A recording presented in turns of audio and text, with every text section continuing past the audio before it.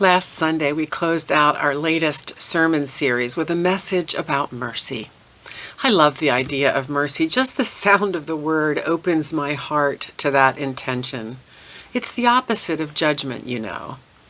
So there's this well-known story in the Gospel of John about one who is known and named only for her sin. That's a pattern in the Bible and in our world. Well, the woman caught in adultery is brought without her sexual partner to Jesus for the sole purpose of entrapping him. And the religious leaders suggest that she should be stoned to death for her actions. Like all of our bad girls of the Bible, this unnamed human being, whose story forms the foundation for one of Jesus' most famous moral teachings, was not really the whole story. Portrayed by history and her accusers as a vulgar vamp, we discover that she was actually much more a victim betrayed by the system that was supposed to protect her. But Jesus did what Jesus always does. He took a beat and a breath, which I think was probably a prayer for patience with these religious leaders who were all puffed up and judgy.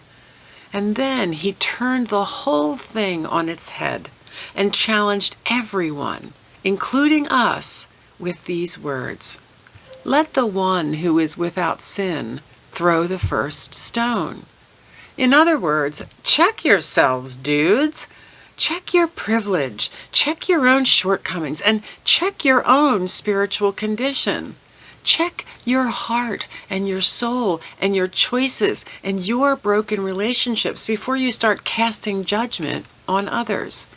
Because we all make mistakes, and thus we are all in need of grace. The grace of God and the grace we show each other when we resist judging each other.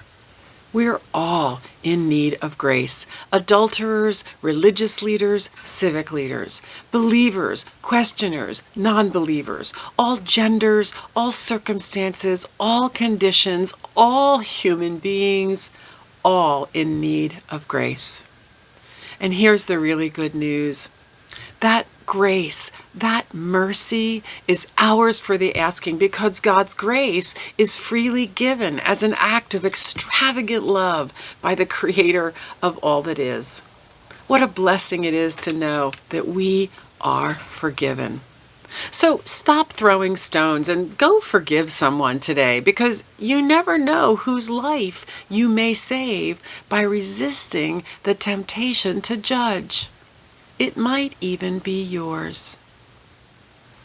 Click on the link below to watch the whole sermon and join us this Sunday for worship, because everybody needs a little sanctuary. See you soon.